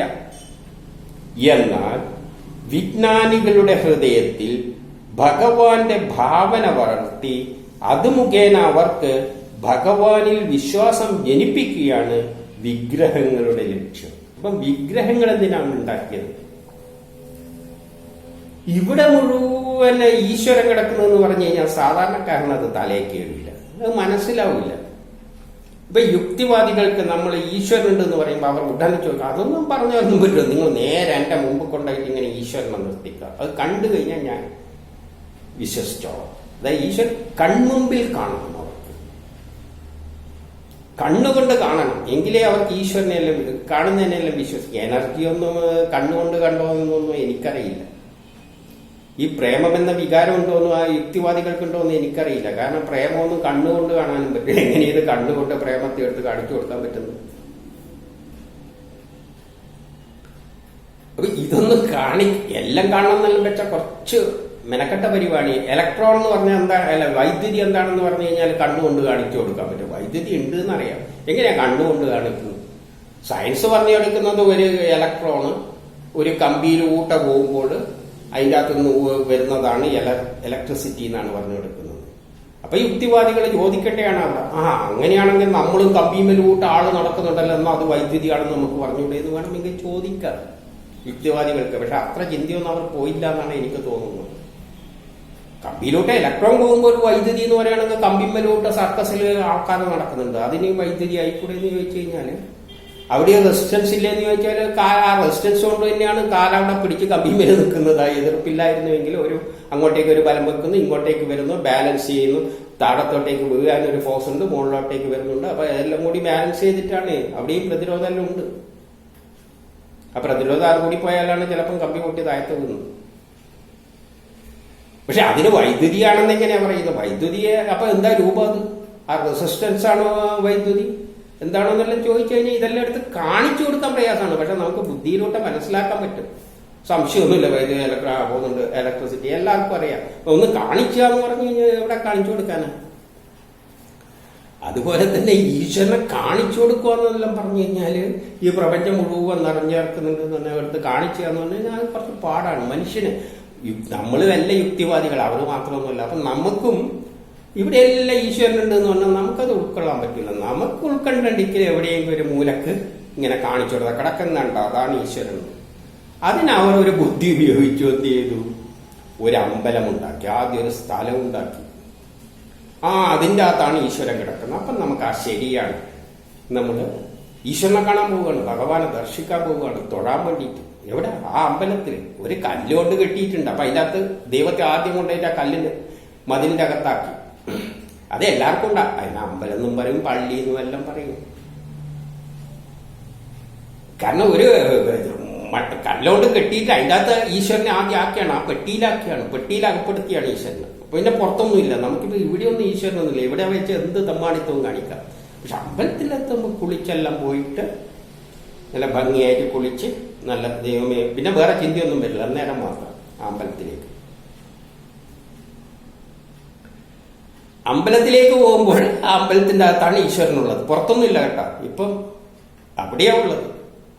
ഇല്ലെങ്കിൽ അങ്ങോട്ട് തന്നെ നോക്കിയിട്ട് തന്നെ നിൽക്കണം, ഇല്ലെങ്കിൽ പ്രാർത്ഥിച്ചാൽ അങ്ങോട്ട് നോക്കണം. കാരണം അവിടെയാ കിടക്കുന്നത്, ആ ഒരു ബിന്ദുവിൽ. എന്നിട്ട് അങ്ങോട്ടേക്ക് അമ്പലത്തിന്റെ അകത്തെത്തുമ്പോൾ പിന്നെ അമ്പലം കാണാൻ പറ്റില്ല, കാരണം അകത്തായി പോയില്ലേ. അപ്പം പിന്നെ എന്തായി? അപ്പം കുറെ സ്ഥലത്തുനിന്ന് ഒരു കെട്ടിടത്തിലേക്ക് ആദ്യം ഒതുക്കി ഈ ഈശ്വരനെ. കാണിച്ചു കൊടുക്കാൻ വേണ്ടിയിട്ട് പാടുപെട്ടതാണ്, യുക്തിവാദികൾക്ക് കാണിച്ചു കൊടുക്കാൻ വേണ്ടി ഈ പാടുപെട്ടിരിക്കുന്നത്. എന്നിട്ട് അതിൻ്റെ അകത്തെത്തുമ്പോൾ ചിലവർ താൽത്തറയോ എന്തെങ്കിലും ഉണ്ടായില്ല, തറയാറ്റം ഉണ്ടാവും. ചിലവർക്കൊരു ബിംബം വേണം, ഒരു ബിംബാട ഉണ്ടാക്കി വെച്ചിട്ടുണ്ട്. ചിലർക്ക് ബിംബമൊന്നും വേണ്ട, അതിൻ്റെ അകത്ത് കയറിയാൽ മതി, പിന്നെ അതിൻ്റെ അകത്തല്ലോ എവിടെയൊക്കെ. എന്നാലും ഇല്ല, ഒരു ലക്ഷ്യത്തിലേക്ക് നോക്കിയിട്ടാണ് പ്രാർത്ഥിക്കുന്നത്. അപ്പോൾ ഒരു ദിശയുണ്ട്. ആ അമ്പലത്തിലെ എവിടെയോ ദേവാലയത്തിൽ കയറി കഴിഞ്ഞാൽ ഒരു ദിശയുണ്ട്. ഇന്ന ദിശയിലേക്ക് നോക്കിയാൽ തന്നെ നോക്കണം, അല്ലെ അവിടെയാണ് ഈശ്വരൻ കിടക്കുന്നത്. ഒരു കോൺസെൻട്രേറ്റ് ചെയ്യിപ്പിക്കുകയാണ് ഈ പ്രപഞ്ചത്തിലുള്ള മുഴുവൻ ശക്തിനെ ഒരു കെട്ടിടത്തിന്റെ അകത്തേക്കാക്കി പിന്നെ ഒരു ദിശയിലേക്ക്. ഇവിടെയാണെങ്കിൽ അതിനൊരു ബിംബം ഉണ്ടാക്കി വെക്കും, ഒരു ബിംബം. ആ ബിംബത്തിലാണ് ഇനിയുള്ളത്. ബിംബത്തിൽ എന്ന് പറയുമ്പോൾ അവിടെ എത്തുമ്പോൾ ബിംബത്തിനൊരു ഷേപ്പും കൂടിയും കൊടുത്തു കഴിഞ്ഞാൽ കുറച്ച് നല്ലതായി. കാരണം പുരാണ കഥകളിൽ ഇതിനെല്ലാം കുറച്ച് വിസ്തരിച്ച് പറഞ്ഞിട്ടുണ്ടല്ലോ. കഥരൂപത്തിലായിട്ട് ഇങ്ങനെയല്ലാണ്ട് കണ്ണുമൂക്ക്. സൂര്യൻ എന്ന് പറഞ്ഞാൽ സൂര്യ ഭഗവാൻ, കണ്ണുണ്ട്, ചെവിയുണ്ട്, നല്ല ഒരു കുതിര, മറ്റേ 7 കുതിരകളെ കെട്ടിയ ഒരു രഥത്തിൽ ഇരിക്കുന്ന ഒരു പ്രതിമയല്ലാതെ വെച്ചു കഴിഞ്ഞാൽ ഈ കഥയും കൂടിയാകുമ്പോൾ നമ്മളെ ഭാവനയിൽ ആ ഈശ്വരൻ അങ്ങനെ തെളിഞ്ഞു വരും. അതായത് ഋഷികൾ വർണ്ണിച്ചെന്ന ഒരു രീതിയിൽ. ഇത് എത്തുന്ന എവിടെയാണെന്നറിയോ? ഈ ബിംബത്തിൽ ഈശ്വരനുണ്ടോ എന്ന് ചോദിച്ചു കഴിഞ്ഞാൽ അത് ആദ്യം തന്നെ പറഞ്ഞിട്ട് തൂണിലും തുരുമ്പിലും പുറത്തും അർത്ഥവും എല്ലാം ഉണ്ട്. പുറത്തും അകത്തും എല്ലാം ഇതിൻ്റെ അകത്തുണ്ടെങ്കിൽ ഈശ്വരന് ഈ ഇലക്ട്രോണും പ്രോട്ടോണും ഈ അതിന്റെ മുമ്പ് അത് കടന്നു ചെന്നേരുന്ന എനർജി, അത് കടന്നു കഴിഞ്ഞാൽ ഈശ്വരനെല്ലാം എവിടെ തന്നെയുണ്ട്, ആ കല്ലിലുണ്ട്. അതിലെന്താ സംശയം? അതല്ലേ നാരായണ ഗുരുസ്വാമി എന്ത് ചെയ്തത്? കല്ലെടുത്ത് കൊടുക്കും, കണ്ണാടി എടുത്തു കൊടുക്കും, തോന്നിയെല്ലാം എടുത്തു കൊടുക്കും. കാരണം എല്ലാത്തിലും ഉണ്ടെന്ന്. ഇപ്പോഴത്തെ യുക്തിവാദികൾ എന്താ ചെയ്യുന്നത്? ഡിങ്കനെ വെച്ചിട്ടല്ലേ ആരാധിക്കുന്നത്. ഡിങ്കന്റെ ഒരു പ്രതിമ ഉണ്ടാക്കി കഴിഞ്ഞാൽ അതിലും ബ്രഹ്മമുണ്ട്, ഈശ്വരനുണ്ട്. നാരായണ ഗുരുസ്വാമി പറഞ്ഞ തത്വപ്രകാരമാണ് യുക്തിവാദികളുടെ ഡിങ്കനെ ആരാധിക്കുന്നത്. അത് വേദം നിർദ്ദേശിച്ച മതിയാണ്. വേദം പറഞ്ഞ് നിങ്ങൾ ഏതിൽ നോക്കിക്കോളൂ, അതിൻ്റെ അകത്തല്ലേ ഈശ്വരനുണ്ട്. പിന്നെ ഏതൊക്കെ ഒന്ന് കാണുന്ന വെച്ച് കഴിഞ്ഞാൽ ഈ പ്രപഞ്ചമൂലത്തിലുള്ള എല്ലാത്തിനും നിങ്ങൾക്ക് കാണാൻ പറ്റൂലെങ്കിൽ നമ്മളൊരു വഴി കഴിഞ്ഞാൽ ആ കെട്ടിടത്തിലുണ്ട്. ശരി, കെട്ടിടത്തിലുണ്ട്, കെട്ടിടത്തിന്റെ അകത്തുണ്ട്. കാരണം എല്ലായിടത്തും ഉണ്ടെങ്കിൽ പിന്നെ കെട്ടിടത്തിന്റെ അകത്തുണ്ടാകും. അതിന്റെ അകത്തൊരു ബിംബത്തിലുണ്ടോ എന്ന് ചോദിച്ചാൽ ആ ബിംബത്തിലുണ്ട്. ആ ബിംബത്തിന്റെ ഉള്ളിലും എന്ത് തന്നെയുണ്ട്. നേരത്തെ പറഞ്ഞ മാതിരി പൊടിച്ചു കഴിഞ്ഞാൽ ഇലക്ട്രോണും പ്രോട്ടോണും അതിന്റെ ഉള്ളിൽ നിന്ന് കടന്നു കഴിഞ്ഞാൽ ബ്രഹ്മത്തിലേക്ക് എത്തും. ഏറ്റവും തുടക്കേതാണ്. അപ്പം ബിംബം വെച്ചു, ബിംബത്തിനൊരു രൂപവും കൊടുത്തു. നിങ്ങൾക്ക് ബിംബത്തിന് ഒരു കഥയിൽ പുരാണ കഥകളിലോട്ട് എക്സ്പ്ലെയിൻ ചെയ്തിട്ടുണ്ടല്ലോ. അപ്പൊ അത് മനസ്സിൽ കിടക്കുകയാണ്. ഈശ്വരൻ ഇങ്ങനെയാണ്, സൂര്യൻ എന്ന് പറഞ്ഞാൽ കണ്ണു മൂക്കെല്ലാം വെച്ച് ശരി അങ്ങനെ വണിക്കത് അത് ചിന്തിച്ചു. ആ ബിംബത്തിലെത്തി. ബിംബത്തിലെത്തിയിട്ട് പിന്നെന്താ ചെയ്യുന്നത്? ബിംബത്തിന്റെ മുമ്പിൽ എത്തിക്കഴിഞ്ഞാൽ പിന്നെ നമ്മൾ കണ്ണുകൂട്ടും, ഭൂരിപക്ഷവും കണ്ണുകൂട്ടും. അതാണ് ഞാൻ ശ്രദ്ധിച്ചപ്പം കണ്ടത്. കണ്ണും കൂട്ടിയിട്ട് പിന്നെ നമ്മൾ ഈശ്വരന രൂപത്തെ എവിടെയാ മനസ്സിലാ കാണുന്നത്. അവിടെ എത്തിക്കഴിഞ്ഞാൽ പിന്നെ കണ്ണും കൂട്ടിയിട്ടൊരു പ്രാർത്ഥനയാണ്. ഇവിടെ ഋഷികൾ പണ്ട് ഗുഹയെ ചെയ്തിരുന്നത് അപ്പരിപാടി തന്നെയാണ്. ഋഷികളും ഗുഹയെ ചേർന്നിട്ട് കണ്ണും കൂട്ടിയിട്ട് ഇവിടെ ദർശിക്കാൻ നിൽക്കുന്നത്. അതിന് പിന്നെ ഇത്രയും പാടുപെടുത്ത് ഉടുത്തൊരുങ്ങിയിട്ട് അവിടെ പോകേണ്ട ആവശ്യമൊന്നുമില്ല. അന്ന് വീട്ടിൽ തന്നെ ഇരുന്നിട്ട് അങ്ങ് മനസ്സിൽ ധ്യാനിച്ചാൽ പോരെ. അവിടെ പോയിട്ട് കണ്ണും കൂട്ടിയിട്ട് അത് തന്നെ അമ്പലത്തിൽ എങ്ങനെ പറഞ്ഞിട്ടുണ്ട്? സ്ട്രെയിറ്റിൽ ഈശ്വരനെ കാണാൻ പറ്റും, ഇങ്ങനെ വളഞ്ഞു നോക്കിക്കൊള്ളണം. എന്താ ഈ പറയുന്നതിന്റെ അർത്ഥം? ഈശ്വരനെ നിങ്ങൾ നേരിട്ട് നോക്കിയാലൊന്നും കാണാൻ പറ്റില്ല. കുറച്ച് വളച്ച് ബുദ്ധിയിലോട്ട് ചിന്തിച്ചു കഴിഞ്ഞാൽ നിങ്ങൾക്ക് ഈശ്വരനെ കാണാൻ പറ്റും. അപ്പോൾ ഇതിൽ നിന്നുള്ള ചില ആശയം കിട്ടുന്നുണ്ട്. ആ കല്ലിൽ ഈശ്വരനുണ്ടോ എന്ന് വെച്ചാൽ ആ കല്ലിൽ ഈശ്വരനുണ്ട്. ആ കല്ലിൽ മാത്രമല്ല, ഈ പ്രപഞ്ചത്തിലുള്ള എല്ലാത്തിലും ഈശ്വരനുണ്ട്. പിന്നെ ആ ഇല്ലാതിരിക്കുന്ന എന്താ? യുക്തിവാദികള് ഡിങ്കന്റെ പ്രതിമ വെച്ച് പ്രാർത്ഥിക്കുന്ന ഡിങ്കൻ തന്നെ, അതിൽ തന്നെ ഈശ്വരനുണ്ട്, ബ്രഹ്മമുണ്ട്. നാരായണ ഗുരുസ്വാമി അതുകൊണ്ടാണ് എല്ലാം എടുത്തു കൊടുത്തത്. അപ്പൊ അവരും നല്ല വഴിയിലൂട്ട് തന്നെ ബ്രഹ്മത്തെ കണ്ടെത്താൻ ശ്രമിക്കുകയാണ്. അപ്പൊ ഈ ക്ഷേത്രങ്ങളുടെ എല്ലാം ലക്ഷ്യം എന്തിനു വേണ്ടിയാണ്? സാധാരണക്കാരന് ഇങ്ങനെ എവിടെയെങ്കിലും ഒരു ബിംബത്തിലേക്ക് കേന്ദ്രീകരിച്ചാലേ ബുദ്ധി തലയിൽ കയറുകയുള്ളൂ. അല്ലാതെ വിശാലമായ അടിസ്ഥാനത്തിൽ ഈ കാണുന്നത് മുഴുവൻ ബ്രഹ്മമാണ്. വേദം അവസാനത്തെ ജ്ഞാനത്തിലേക്ക് അവിടെ തന്നെയാണ്. ഈ കാണുന്നതിൽ മുഴുവൻ ബ്രഹ്മമാണ് പ്രപഞ്ചമായി മാറിയത്. അത് മനസ്സിലാക്കാനാണ് വേദം പറയുന്നത്. അവിടത്തേക്കാണ് ഇവിടെ എത്തുന്നത്. എന്നിട്ട് ഇവിടെ എന്ത് പറയുന്നു? പ്രതിമകളെ ദർശിക്കുന്നില്ല. വിജ്ഞാനികളുടെ ഹൃദയത്തിൽ ഭഗവാന്റെ ഭാവന വളർത്തി അവ മുഖേന അവർക്ക് ഭഗവാനിൽ വിശ്വാസം ജനിപ്പിക്കുകയാണ് വിഗ്രഹങ്ങളുടെ ലക്ഷ്യം. ഭഗവാനിൽ വിശ്വാസം ജനിച്ചാൽ പിന്നെ തിരിഞ്ഞു നോക്കുന്നതിൽ അർത്ഥമില്ല. ആ വിശ്വാസം വന്നു കഴിഞ്ഞാൽ പിന്നെ തിരിഞ്ഞൊന്നും നോക്കേണ്ട ആവശ്യമില്ല. കാരണം ദൈവം എല്ലായിടത്തും ഉണ്ടെന്ന് അവൻ അറിയുന്നു.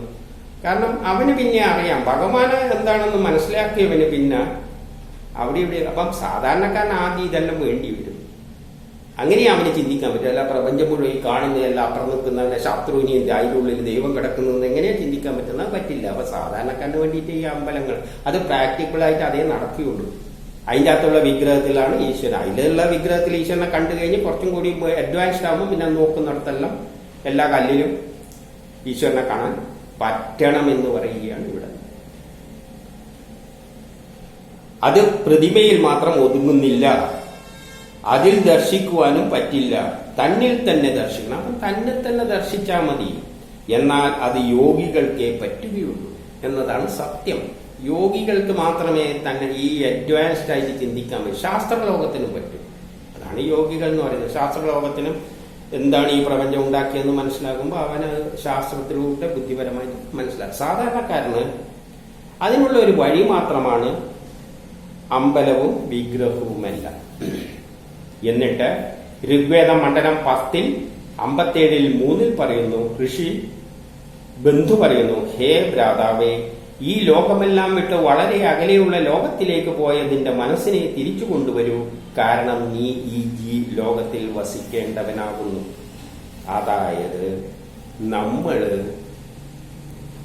നമ്മുടെ മനസ്സിങ്ങനെയല്ല എവിടെയല്ലോ ഓടിപ്പോയി സഞ്ചരിക്കുകയാണ്. ഈ അലഞ്ഞു നടക്കുന്ന മനസ്സിനെ പിടിച്ചിട്ട് നമ്മളെ ഉള്ളിലേക്ക് കൊണ്ടുവരാൻ കഴിഞ്ഞു കഴിഞ്ഞാൽ നമുക്ക് ഉള്ളിൽ തന്നെ എന്ത് ചെയ്യാൻ പറ്റും? ഈശ്വരനെല്ലാം ഉള്ളിലാണെന്ന് ധരിക്കാൻ പറ്റും. അല്ലാതെ ഈ അലഞ്ഞു നടക്കുന്ന മനസ്സുണ്ട്. മനസ്സെന്ന് പറഞ്ഞാൽ ഈശ്വരൻ അവിടെ കിടക്കുകയാണ്. ഈ മതം മാറ്റമെല്ലാം ഉണ്ടാകുന്നതിന് ഒരു കാരണം, മതം മാറ്റത്തിന് പല കാരണങ്ങളുണ്ട്. അതിൽ ഒരു കാരണം എന്ന് പറഞ്ഞാൽ ഇവിടെ ഈശ്വരനില്ല, അപ്പോഴാണ് ഉള്ളത്, അതുകൊണ്ട് അങ്ങോട്ടേക്ക് ഓടി നടക്കുക ഇവിടെ ഈശ്വരൻ കിടക്കുന്നതെന്ന്. അതല്ലേ ഇവിടെയുള്ളവര് മറ്റുള്ള വിദേശ മതങ്ങളിലേക്ക് നോക്കുമ്പോൾ വിദേശികൾ എന്താ ചെയ്യുന്നത്? നമ്മൾ ഇവിടെ വരികയാണ് ഈശ്വരനെയും തിരക്കിക്കൊണ്ട് ഭാരതത്തിലേക്ക്. ഈശ്വരനെയും തിരക്കിക്കൊണ്ട് വിദേശികൾ എത്ര വരുന്നുണ്ടെന്ന് അതിലേക്കൊന്നും ഞാൻ കടക്കുന്നില്ല, ചിന്തിച്ചാൽ മതി. എന്തുകൊണ്ടാണ്? അലഞ്ഞു നടക്കുകയാണ് മനുഷ്യൻ. അവന്റെ മനസ്സങ്ങനെ അലഞ്ഞു നടക്കുകയാണ്. ഈ അലഞ്ഞു നടക്കുന്ന മനസ്സിനെ ആദ്യം പിടിച്ചു വെക്കൂ, എന്നിട്ട് തിരിച്ചിട്ട് നമ്മൾ ഉള്ളിലേക്ക് കൊണ്ടുവരൂ. അപ്പോൾ നമ്മിൽ തന്നെ നിങ്ങൾക്ക് ഈശ്വരനെ ദർശിക്കാൻ പറ്റും.